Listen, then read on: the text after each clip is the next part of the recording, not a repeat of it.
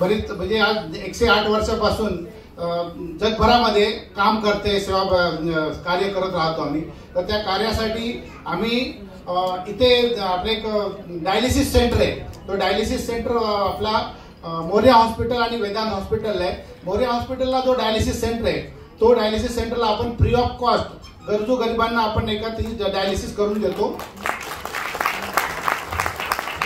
1 रुपया पण आपण घेत नाही पेशंटला. मागच्या वर्षीपर्यंत आपण फक्त एक नॉमिनल चार्जेस घेत होतो, पण मागच्या वर्षीपासून ते आपण फ्री ऑफ कॉस्ट केलेलं आहे. आणि वेदांत हॉस्पिटलला पण एक डायलिसिस मशीन आहे. तिथे 8 मशीन आहे आणि इथे 1 मशीन आहे. तर हे इथे आपण तुम्ही कोणी जर गरजू असेल तर त्यांना तुम्ही हे जे लिफलेट मी आता आणलेले आहेत ते लिफलेट सर्वांना देणार आहे.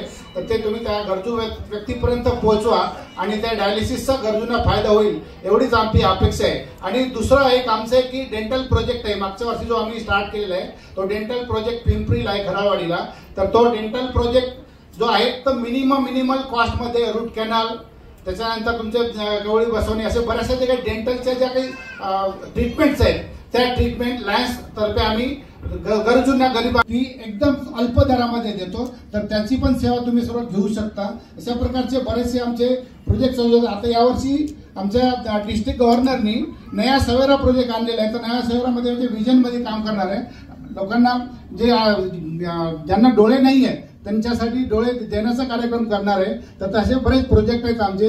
जवळपास हा लायन्स 8 वेगवेगळ्या कॉजेसवरती काम करतं. तर कॉजेससाठी आम्ही म्हणजे असं हंगर आहे, विजन आहे, एन्व्हायरमेंट आहे, डायलिसिस आहे, चाइल्डहुड, डायबिटीस आहे. तर अशा वेगवेगळ्या प्रोजेक्टवरती आम्ही काम करत राहतो. त्यासाठी आम्हाला बरेचदा पैशाची पण गरज लागत असतं. तर ज्यांना कोणाला पण काही डोनेशन द्यायचं असेल त्यांनी आम्हाला संपर्क करू शकता आणि डोनेशन देऊ शकता.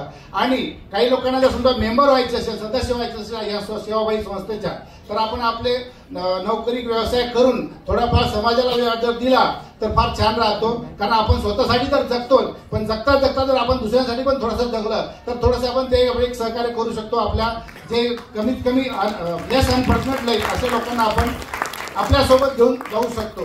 तर ते आपला हा जो पोर्टफोलिओ आपला अनिल धोपे साहेबांचा रिजॉयसिंग इव्हेंट आहे. तर आता आपले IMC आणि रिजॉयसिंग हे या वर्षी हा कार्यक्रम आहे. तर रिजॉयसिंग तर्फे आपण सर्व इथे येत आहे आणि एन्जॉय करतोय, एंटरटेनमेंट करतोय.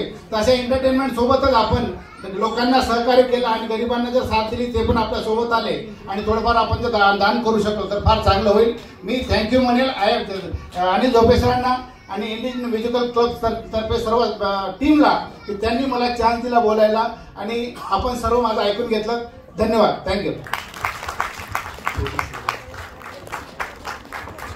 थँक्यू.